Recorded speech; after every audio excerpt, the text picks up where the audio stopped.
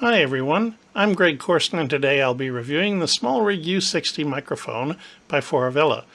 This is a condenser microphone which has a USB interface, a headphone amplifier, and one other little trick that most mics don't have. It can do 4 different pickup patterns. All you have to do is turn the dial that you're seeing on the back. I'll get into that in a second, but first here's a quick summary of the microphone's features.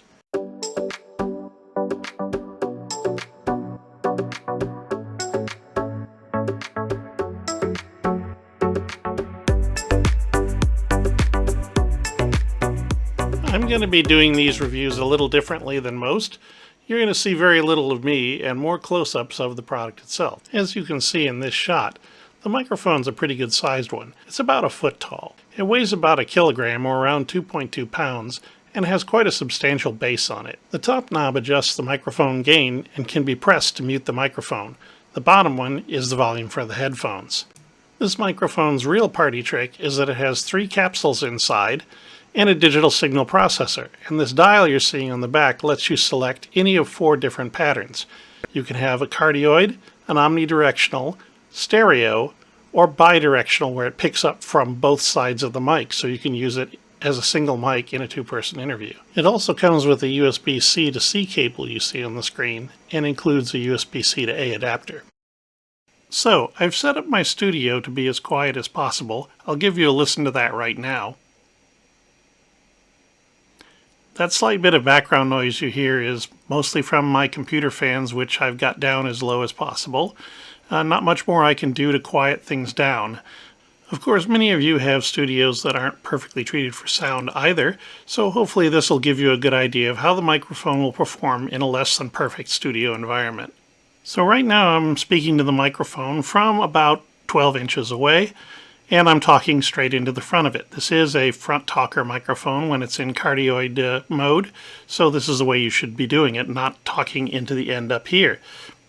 I'll give you a quick couple of test phrases from this distance. Testing 1, 2, 3, Peter Piper picked a peck of pickled peppers, seashells by the seashore. All of those were in the standard cardioid pickup pattern, which means it picks up mostly in front of me here. If I turn the mic, for example, to the side like this, you'll notice that the sound drops off sharply. And if I turn it all the way around, it drops off quite a lot.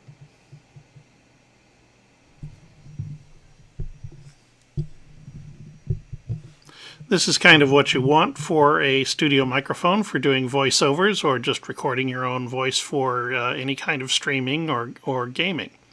Now I switched the microphone to omnidirectional mode, and you can see that a lot more room ambience and other noise is being picked up. This is ideal if you're in a well-treated environment and you have a situation where you want to pick up people talking from all around the microphone, like for an interview. Here's another couple test phrases. Peter Piper picked a peck of pickled peppers, seashells by the seashore. Now I have the mic in its bidirectional mode. This means it picks up a cardioid pattern equally on the front as well as on the back. The usage for this is if you were doing an interview, for example, where I'm on one side of the table and the person I'm interviewing is on the other. So let me show you how the pattern on this works. If I turn the microphone to the side, you'll see that the voice drops off quite a bit. And then if I turn it all the way around, as it would be for your guest in an interview, you can see everything picks right back up again. So this is a really good setup for a 2-person interview. And the final mode that this microphone has is 2-channel stereo, which is just what you'd think it would be. It's acting as if there were 2 microphones here, one picking up left and one right. And you'll see if I move off to one side that it picks me up from the side, and then as I slowly move back to the other side, I'm over in the other channel. This would be good for recording music, say several people playing at once, where you wanted to have a sense of who was in the left, right, and center. It's not so much something you'd use for interviews or just talking on YouTube or live streams. And once again, I'll do the quick test. Peter Piper picked a peck of pickled peppers, seashells by the seashore. This one sounds pretty much the same as cardioid if you're speaking to the front, although it does have a slightly wider pattern as far as side to side. And now I'm back to the standard cardioid pattern, which is the best one for rejecting noise in your studio, as you can probably hear right now. A couple other things. Some people would like to know how far away you can get. I'm at a 12-inch distance right now, and I can back up some like this. And you can see now that it's not quite as clear, and it picks up more of the room ambience. I'm probably about 2 feet away now. That's really farther than you normally want to be. Microphones generally sound their best when you're closer to them, like I am right now at 12 inches. Of course, if I want to, I can go closer. And I'll turn the gain on the microphone down a bit so that it doesn't clip. And you can see that at 6 inches, you get a much fuller sound, and you pick up a little bit more of sibilance and the popping sound when I say certain words, like Peter Piper picked a peck of pickled peppers, seashells, seashells by the seashore. Finally, if you get right up in the microphone's grill, like I am right now, only about 2 inches apart, maybe the size of my fist, as you can see, this is where you get the best overall sound generally, particularly if your studio is a little noisy like mine. You get much more signal from the voice that drowns out all the background sound. The other thing is, you probably noticed, is the closer you get to this mic, it starts to sound what singers tend to call fat. Most cardioid microphones, as you get closer, the bass picks up a little bit better and stronger. And if you get right in them, it really sounds like a 60s DJ. So if you want that kind of stuff, it's going to work pretty good. And it's probably not quite as pronounced as it would be in a cardioid dynamic microphone. But for a condenser microphone, this still gives you a pretty good fat sound like you can hear now. And then I wanted to show you a quick test of sound isolation. I'm back with the settings set for me being about 12 inches away. And you'll notice that this microphone's bass is quite heavy.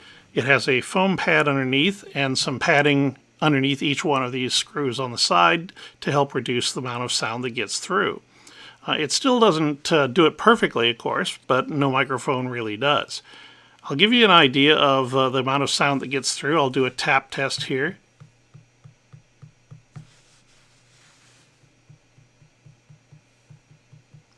You can see that doesn't really, that gets through, but it's not really strong. If I actually tap on the base of the microphone, it's much louder.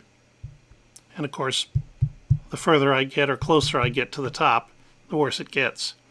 I'll also show you how it picks up mouse clicking. There's a couple clicks of my mouse. Another couple of clicks from behind. So you can see that this is not going to perfectly reject mouse clicks or other kinds of tapping, but no microphone really does do that. One of the ways you can reduce the amount of noise that gets captured by your mic is to set this on an even thicker padding if you want, or you can use a boom microphone stand, which screws into the bottom and holds the microphone completely up off the desk, and that'll reduce the amount of noise that gets transmitted from the desktop up through the stand and into the mic. And finally, I'll show you a closer view of some of the features of the microphone. I'm going to continue to record using this mic, so expect a few thumps and bumps as I pick it up and move it around to show you these things. First of all, on the bottom of the mic, you can see that there's a socket for a boom, a USB-C connector, and a connector for your headphones so that you can live monitor yourself with no delays at all. Those are all very convenient.